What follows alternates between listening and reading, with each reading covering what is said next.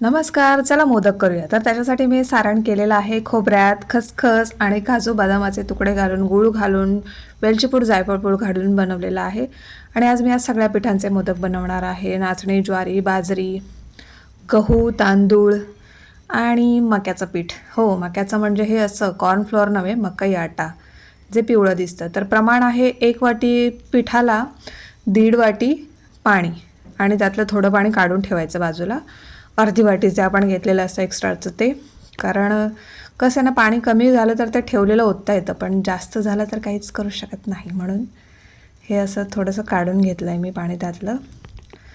आणि आता मी पाणी उकळलं.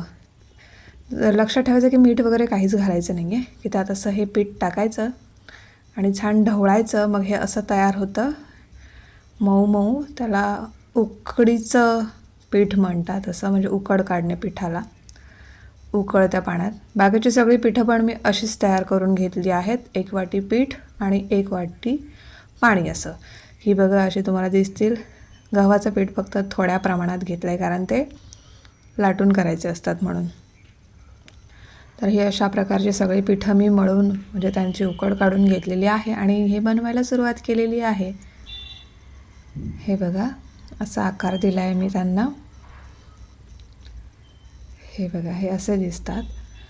आणि मी पहिल्यांदाच हे इतर पिठांचं बनवते आहे, कारण गहू आणि तांदळाचं तर मला माहितीच होतं, ते तर आम्ही करतोच नेहमी. पण हे नाचणी, ज्वारी आणि सगळ्या पिठांचे मोदक ही माझ्या सासूबाईंनी सुचवलेली रेसिपी आहे मला. त्यांना असं इन्व्हेन्शनल गोष्टी खूप आवडतात. तर त्या मला म्हणाल्या की तू तू असं असं एक अशा सगळ्या पिठांचं मोदक बनव आज म्हणून. तर हा मी तांदळाचा आता बनवते आहे, जो काय आपला फॉर्टे असतो. आपण तांदळाच्या पिठाचा नेहमीच बनवतो. आणि हे करताना ना थकायला पण नाही झालं, कारण कसं तांदळाचे तेच करताना खूप असं बोर वाटतं, पण हे छान वाटलं. आणि फायनली हा गव्हाचा बनवते आहे. गव्हाचा कसा छान वळला जातो आणि दिसायला पण सुंदर दिसतो. बघा हा कसा दिसतोय तो, जसं. आणि गव्हाचे आम्ही तुपातच तळतो, त्याच्यामुळे ते अजून छान चवीला लागतात. तळणीचं कुठल्याही गोष्ट तुपातच केलं जातं, गोड पदार्थ. आणि फायनली सगळे मोदक माझे बनवून झालेले आहेत आणि देवापुढे नैवेद्य हा मांडलेला आहे. तुम्ही बघू शकता किती छान दिसत आहेत. जेवढे दिसायला छान झाले होते ना, दिसत आहेत ना तुम्हाला, तेवढेच चवीलासुद्धा उत्कृष्ट छान झाले होते. हा आहे देवाचा नैवेद्य. वरण, भात, भोपळ्याची भाजी, शिराळ्याची भाजी, भाकरी आणि मोदक देवापुढे ठेवलं आहे.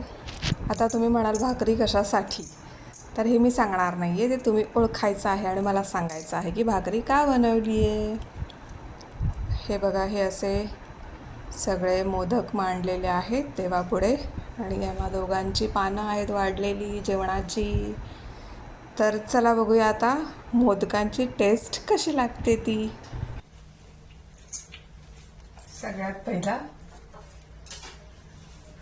आपला गव्हाचा तळलेला मोदक.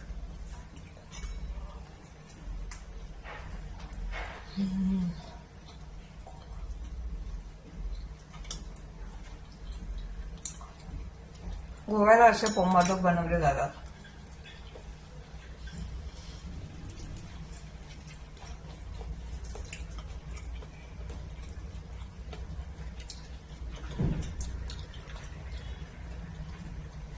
आता मक्याच्या पिठाला त्याच्यावर मी तूप टाकलंय.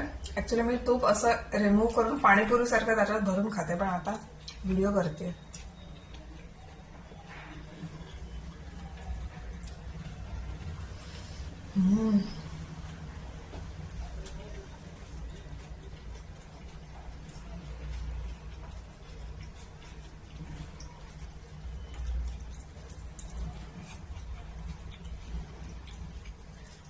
ज्वारीचा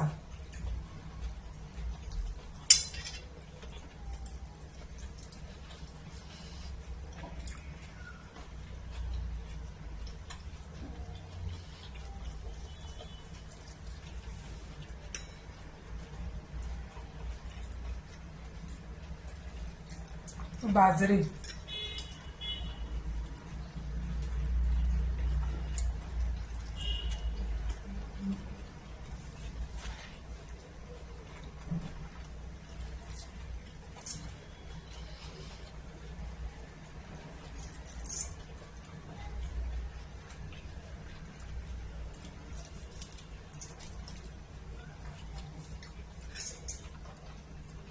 नाचणी,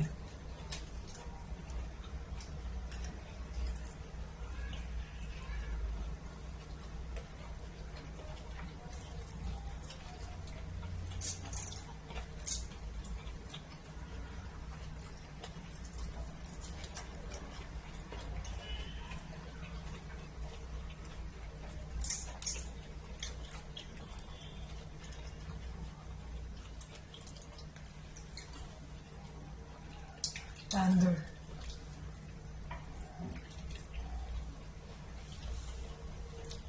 मेन म्हणजे याच्यात मीठ घातलेलं नाहीये, पिठात सुद्धा मीठ घातलेलं नाहीये, तरी परफेक्ट चव लागते.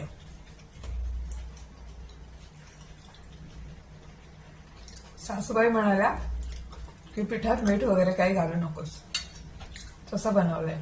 आता मिक्स मोदक खाऊन बघते.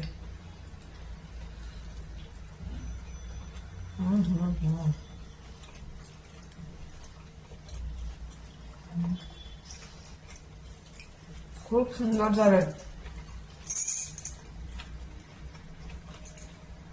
तुम्ही पण बनवून बघा आणि खाऊन बघा. खूप खूप खूप अतिशय सुंदर लागतात सगळ्या पिठांचे मोदक.